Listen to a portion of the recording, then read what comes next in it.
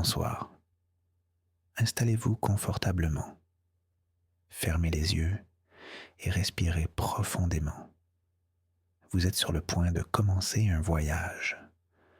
Un voyage non seulement à travers l'espace, mais aussi à travers le temps et la connaissance. Avez-vous déjà eu la sensation, en regardant le ciel étoilé, que tout est en mouvement? Vous avez raison. La Terre tourne, le système solaire orbite, et notre galaxie elle-même, la majestueuse Voie lactée, tourbillonne sur elle-même. Mais il y a un autre mouvement, un mouvement que nous partageons avec 100 000 autres galaxies, une dérive massive, inexorable, vers un point invisible et inconnu. Ce soir, nous partons à la découverte de ce mystère. Nous allons percer le secret du grand attracteur, cette force cachée qui nous tire à travers l'univers. N'ayez crainte. Ce voyage est conçu pour être paisible, pour calmer votre esprit et vous guider doucement vers le sommeil. Laissez ma voix être votre guide et la grandeur du cosmos, votre berceuse. Pour comprendre notre histoire, il faut remonter aux années 70. Les astronomes, armés de télescopes de plus en plus puissants, cartographiaient l'univers. Ils savaient, grâce aux travaux d'Edwin Hubble, que l'univers est en expansion. Toutes les galaxies lointaines semblaient s'éloigner de nous, comme des points sur la surface d'un ballon qui gonfle. C'était la toile de fond, le mouvement général de l'univers. Mais en observant nos voisins galactiques plus proches, un groupe de scientifiques a découvert une anomalie.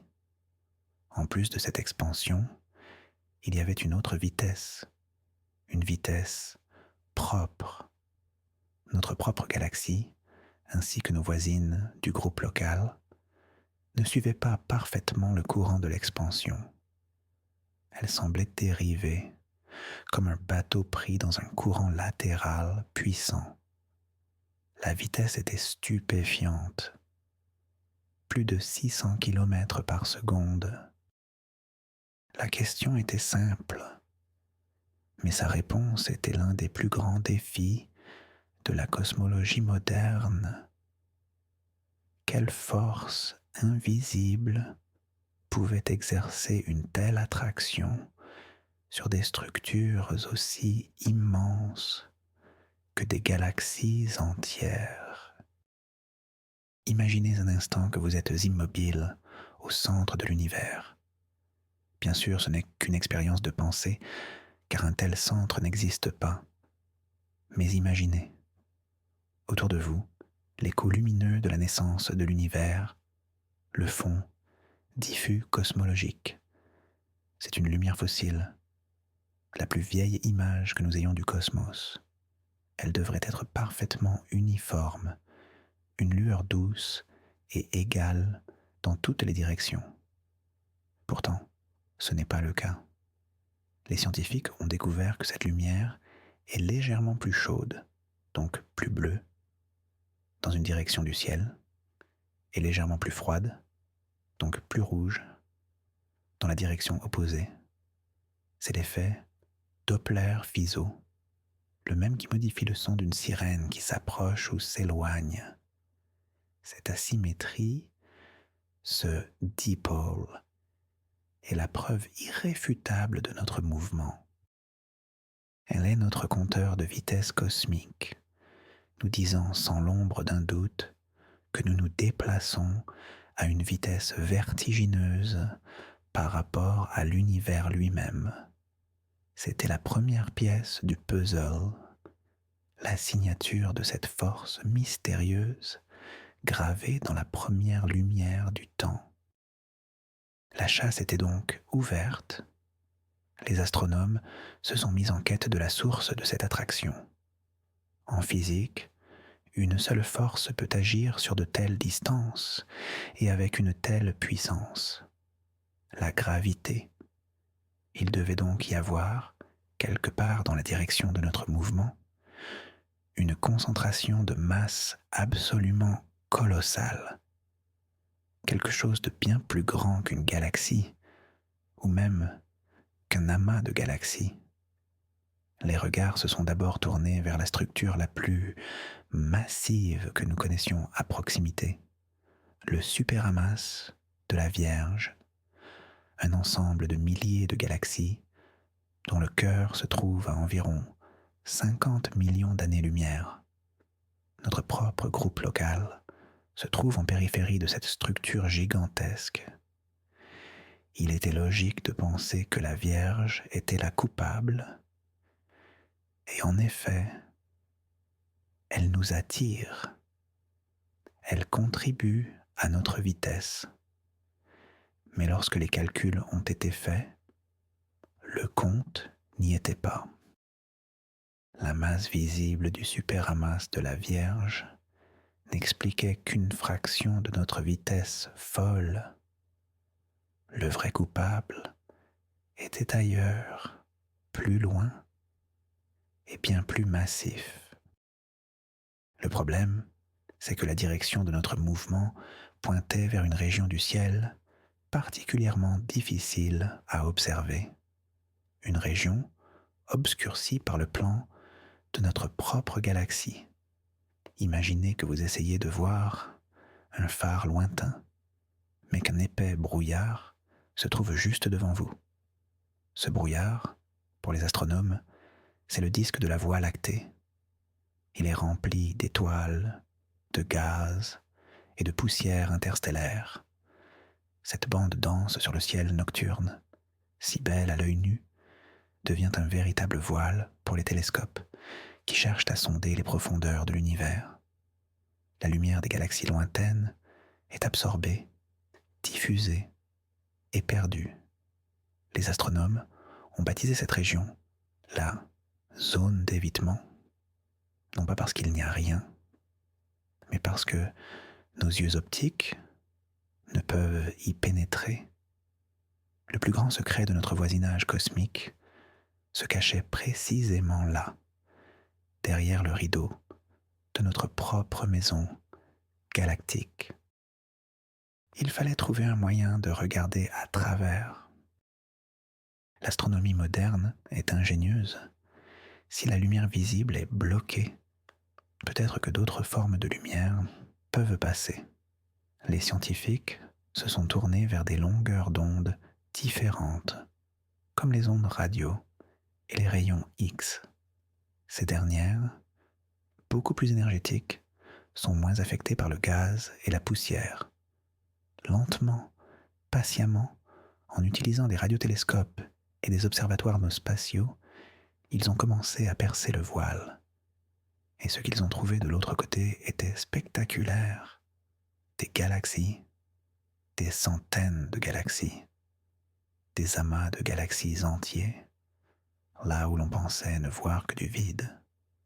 C'était comme si l'on éclairait soudainement une pièce sombre, révélant une foule immense qui était restée silencieuse. Au cœur de cette nouvelle région cartographiée se trouvait un amas particulièrement riche et massif, l'amas du Fourneau, ou Norma Cluster en anglais. Il était situé presque exactement dans la direction pointée par notre vitesse.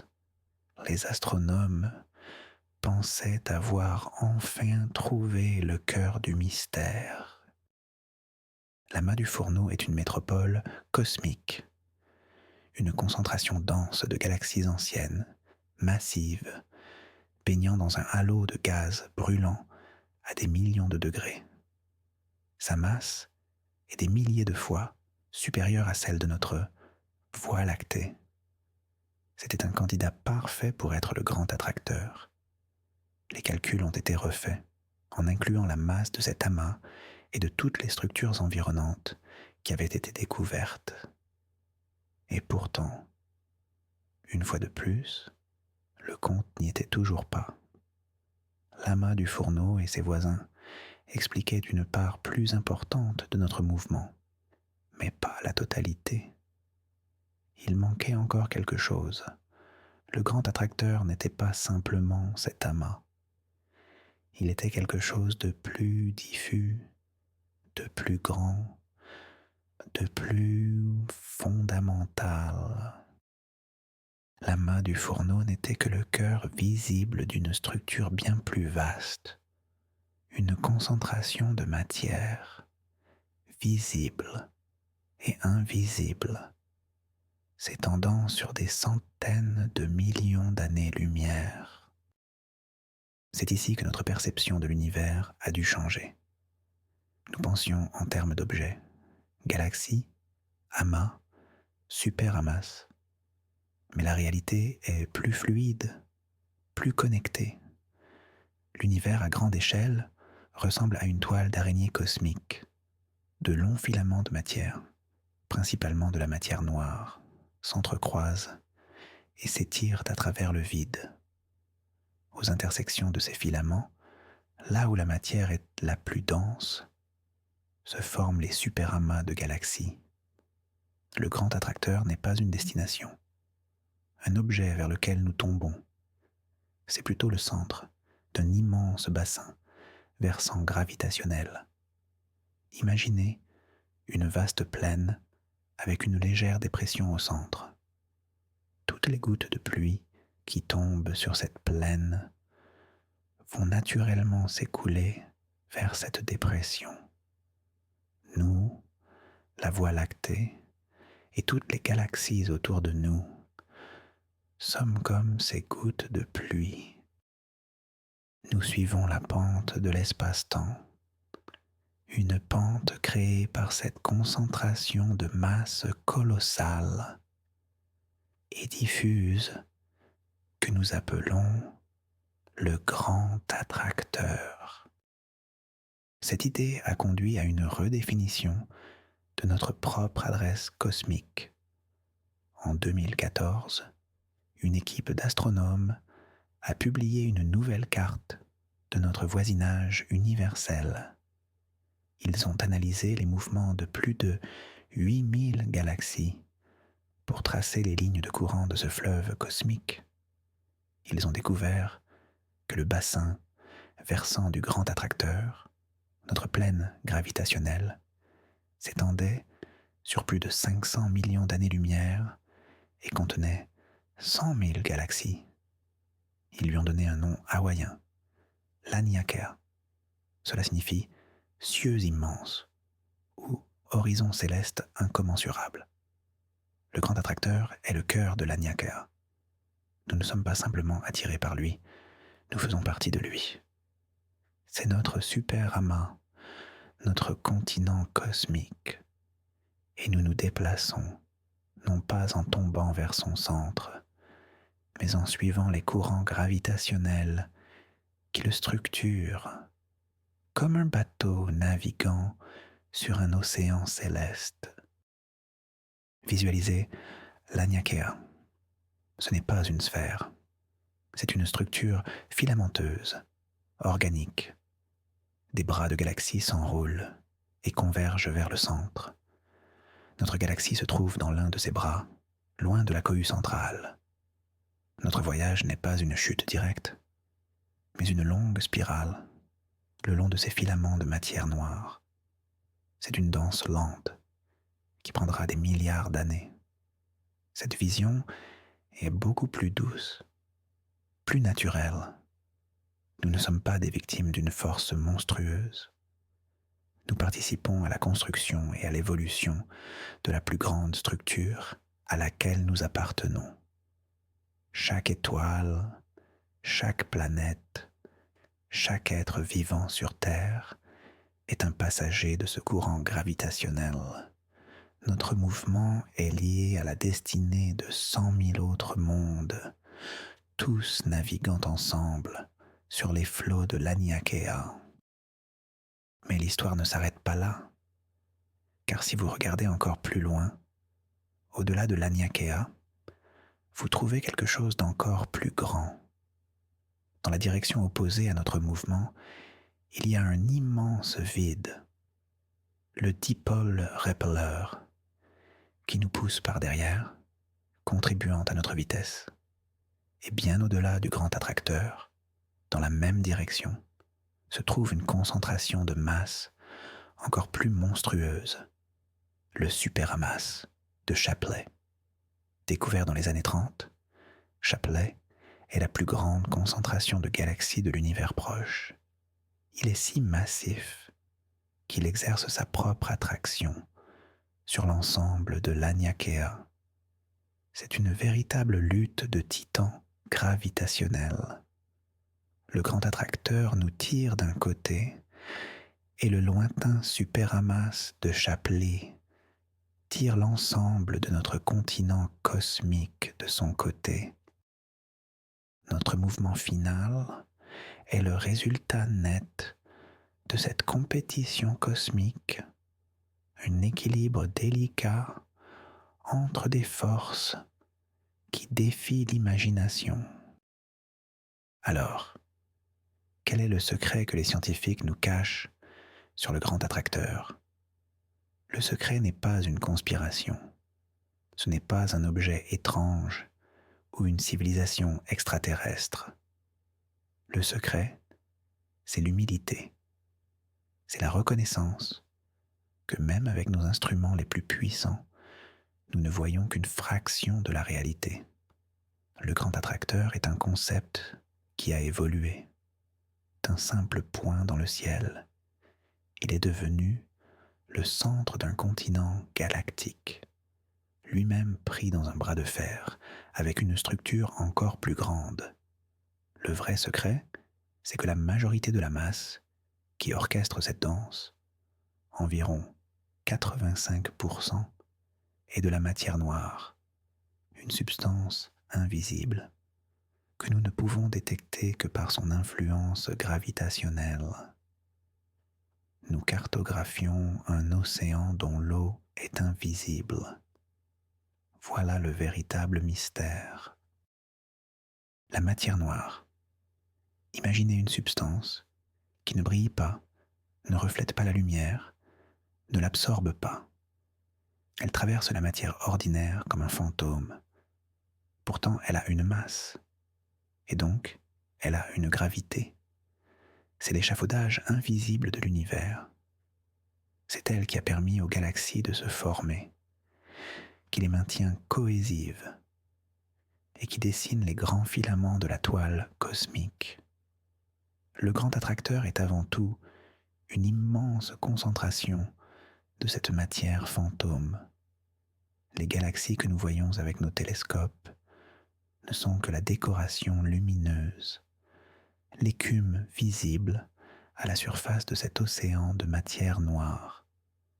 Lorsque nous disons que nous sommes attirés par le grand attracteur, nous disons en réalité que nous suivons les courbes invisibles de l'espace-temps, sculptées par cette substance mystérieuse. Nous sommes guidés par des fantômes cosmiques. Et que se passera-t-il à la fin de ce voyage? Atteindrons-nous un jour le grand attracteur? La réponse est probablement non. Et c'est là qu'intervient l'autre grande force mystérieuse de l'univers, l'énergie sombre. C'est une force répulsive, inhérente au tissu même de l'espace-temps, qui accélère l'expansion de l'univers. Alors que la gravité du grand attracteur essaie de nous rassembler, l'énergie sombre travaille à nous séparer.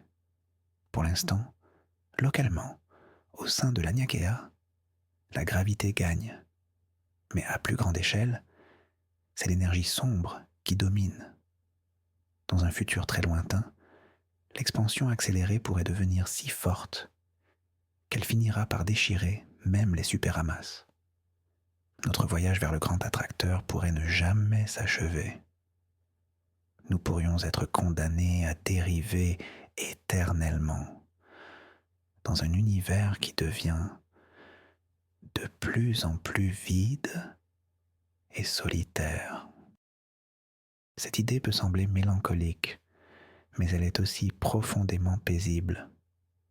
Notre voyage n'a peut-être pas de destination finale, et si le voyage lui-même était le but, le mouvement constant, la participation à cette danse gravitationnelle, l'appartenance à cette structure immense qu'est l'Anyakea. Cela nous connecte à l'univers d'une manière très intime. Chaque atome de votre corps suit cette même trajectoire. Nous sommes des poussières d'étoiles emportées par un fleuve cosmique vers un horizon que nous n'atteindrons jamais. Il y a une forme de sérénité dans cette acceptation. Il n'y a pas de collision cataclysmique à craindre, juste une dérive lente et majestueuse au rythme des milliards d'années, le rythme du cosmos lui-même. Revenons à une échelle plus humaine. Lorsque vous vous sentez petit face à l'immensité du ciel, rappelez-vous cette histoire. Vous n'êtes pas perdu dans le vide. Vous faites partie d'une structure cohérente, organisée. Vous appartenez au continent de l'Anyakea.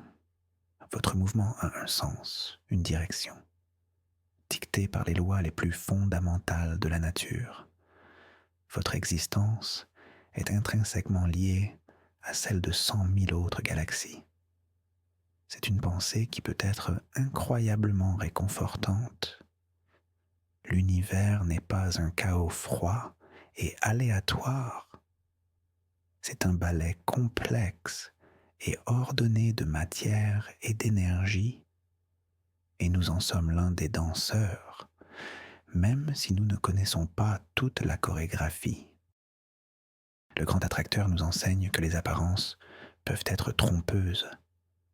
Nous pensions que l'univers s'éloignait de nous de manière uniforme, mais une observation plus attentive a révélé un courant local.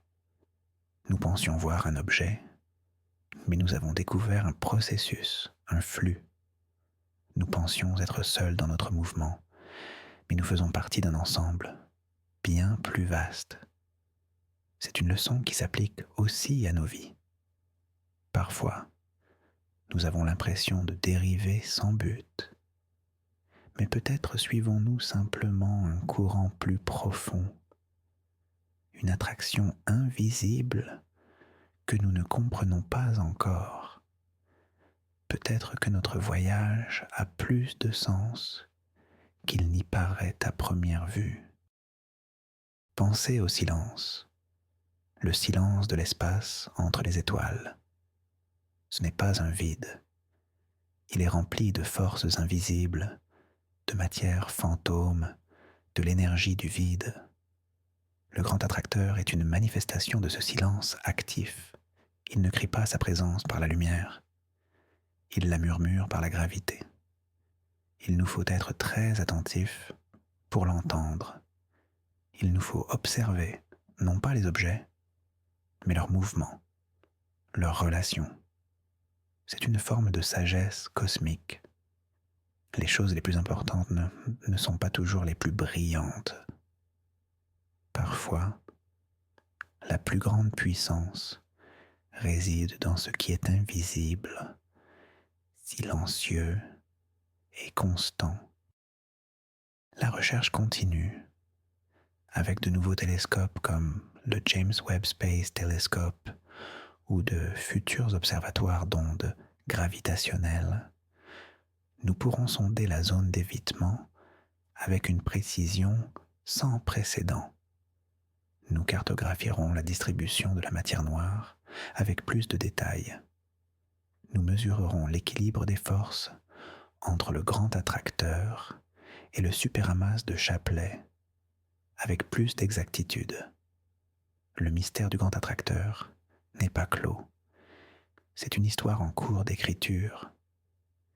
Et chaque nouvelle découverte ajoute une couche de complexité et de beauté à notre compréhension de l'univers.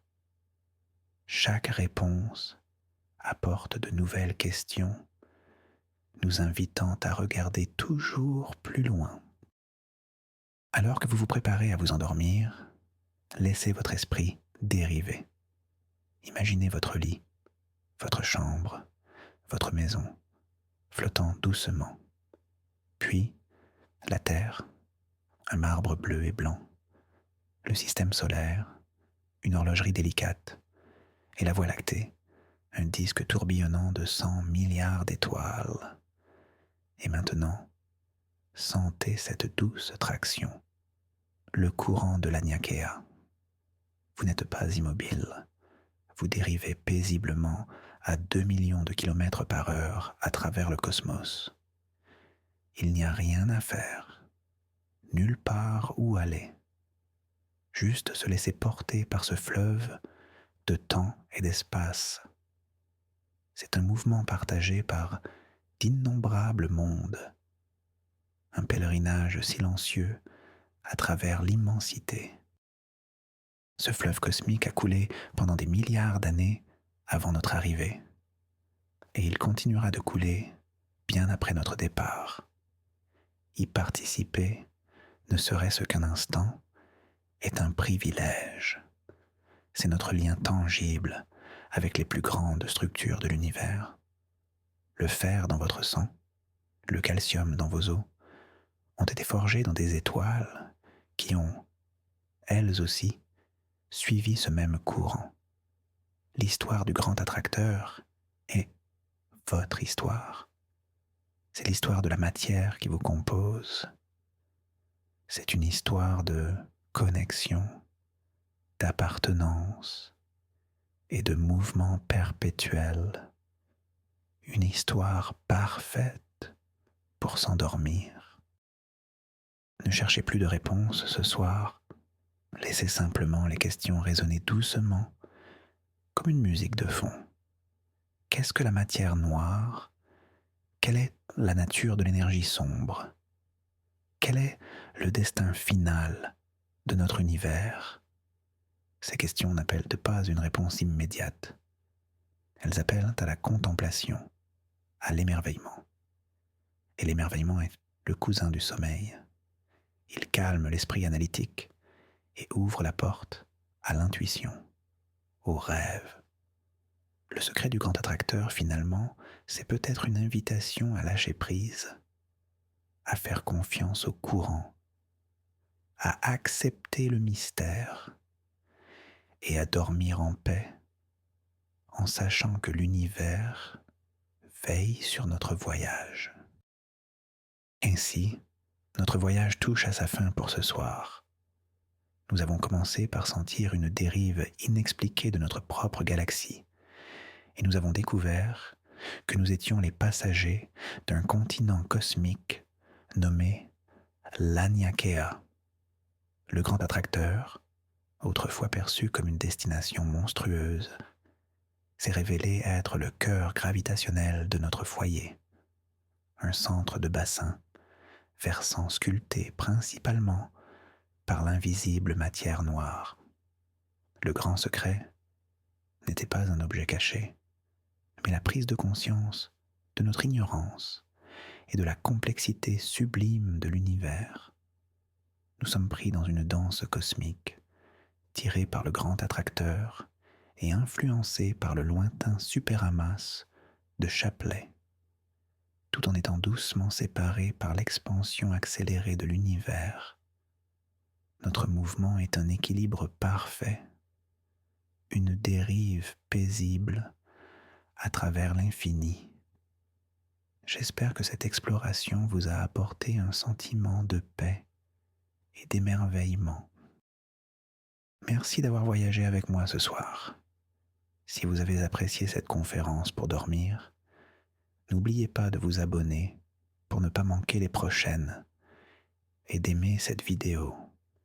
Et maintenant, je vous laisse avec une dernière question pour vos rêves. Si vous pouviez donner un autre nom à ce courant cosmique qui nous emporte, lequel choisiriez-vous? Dormez bien et faites de beaux rêves galactiques.